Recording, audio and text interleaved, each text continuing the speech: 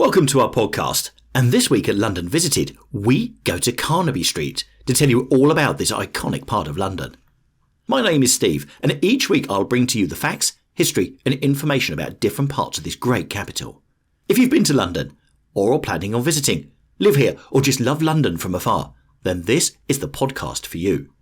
Don't forget to visit our YouTube channel, London Visited, to see videos covering this place and so many others across London.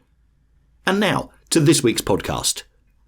Carnaby Street is a pedestrianised shopping street in Soho, in the city of Westminster, central London. Close to Oxford Street and Regent Street, it is home to fashion and lifestyle retailers, including many independent fashion boutiques. Nearest London Underground station is Oxford Circus, on the Bakerloo, Central and Victoria lines. Carnaby Street derives its name from Carnaby House, which was built in 1683 to the east. The origin of the name is unknown. The street was probably laid out in 1685 or 1686, first appearing in the rates books in 1687. It was almost completely built up by 1690 with small houses. A market was developed in the 1820s. In his novel, Sybil, in 1845, Benjamin Disraeli refers to a carcass butcher famous in Carnaby Market. The area is notable for a cholera outbreak in 1854, leading to an early application of fundamental epidemiological principles to resolve the crisis. John Snow, the physician who recognised the cases were concentrated near a pump on Broad Street, communicated the finding on a map-based graphic. It led to the pump being locked, and the reduction in the cases of cholera was rapid. The pump stands close to its original location and can be seen on our YouTube video from February 2020. In 1934, Amy Ashwood Garvey and Sam Manning opened the Florence Mills Social Club, a jazz club that became a gathering place for supporters of Pan-Africanism, at number 50. The first boutique, His Clothes, was opened by John Stephen in 1957, after his shop in Beak Street burned down, and was followed by other men's fashion retailers including Gear, Mates, Revell and more. Harry Fox and Henry Moss opened Lady Jane, the first women's fashion boutique in 1966, and later rented Faubourg's Place to I Was Lord Kitchener's Valet, their first outlet in the area. Around the corner in Kingley Street, Tommy Roberts opened his gift shop, Kleptomania. He moved to Carnaby Street in 1967 and went on to make fame in the King's Road, Chelsea, with his Mr. Freedom shop. By the 1960s, Carnaby Street was popular with followers of the modern hippie styles. Many independent fashion boutiques, such as Ariella, and designers such as Mary Quant, Marion Fole and Sally Tuffin, Lord John, Merck, Take Six and Ivan Sellers had premises in the street, and various underground music bars such as the Roaring Twenties opened in the surrounding streets.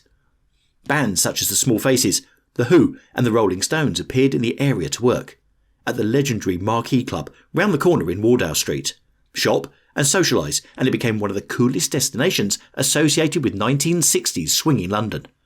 Hi there, and thanks so much for listening to this podcast on the history of London. And if you're enjoying this, please don't forget to give it a thumbs up on YouTube. Now, if you want to get more involved with London Visited, don't forget you can join us as a member by going to patreon.com/London Visited with so many different benefits. Or you could purchase a 4K photograph of London from our website, londonvisited.co.uk, both of which support us and keep the channel going. Once again, thanks for listening. And now, back to the podcast. The Carnaby Street contingent of swinging London stormed into North American and international awareness with the 15th of April 1966 publication of Time magazine's cover, an article that extolled this street's role. Perhaps nothing illustrates the new swinging London better than the narrow, 3-block-long Carnaby Street, which is crammed with a cluster of gear boutiques where the girls and boys buy each other clothing. In October 1973, the Greater London Council pedestrianised the street. A comparison of before and after numbers of pedestrians entering the area indicated a 30% increase in pedestrian flows as a result of the pedestrianisation. A campaign commenced early in 2020 to call for pedestrianisation in the adjacent area of Soho.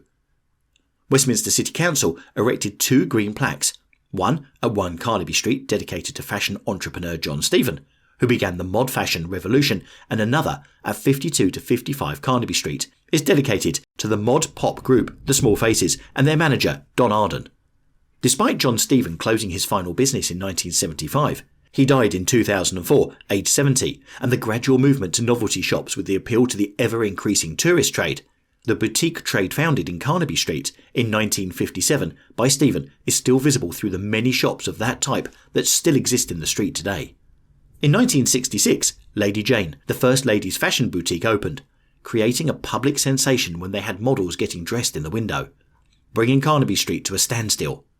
This typified the relaxed sexual attitude the era brought about.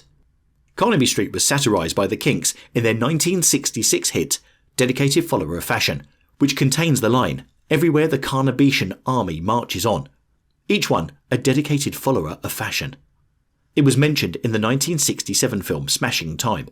One of the songs, Carnaby Street, features the lyric, "You'll pay for the gear on display to appear on the scene. It's no good being mean. They'll have your every bean." In 1969, Peggy March recorded an album called Into Carnaby Street with a hit song of the same name. A song by The Jam, Carnaby Street, was written by bassist Bruce Foxton. It was the B-side of the single All Around the World. In the season 15 episode of The Simpsons, The Regina Monocles features Carnaby Street. A musical called Carnaby Street opened briefly in 2013, and the show is set in the 1960s. The video game Heavy Rain has a location named Carnaby Corner North. So, I hope you've enjoyed our in-depth look at Carnaby Street. Whatever podcast service you use to listen to us, please do subscribe to get updates on new shows, and also please leave us some feedback. Please let me know any places you'd like us to feature in future podcasts by emailing me directly on londonvisited@gmail.com or contacting us on Twitter by @LondonVisited or Instagram @LondonVisited. Also, please don't forget to visit our sister YouTube channel London Visited to see our great videos on this and many other places in London, and also subscribe to that as well for weekly updates. Thanks for listening, and really hope you enjoyed our podcast. See you soon.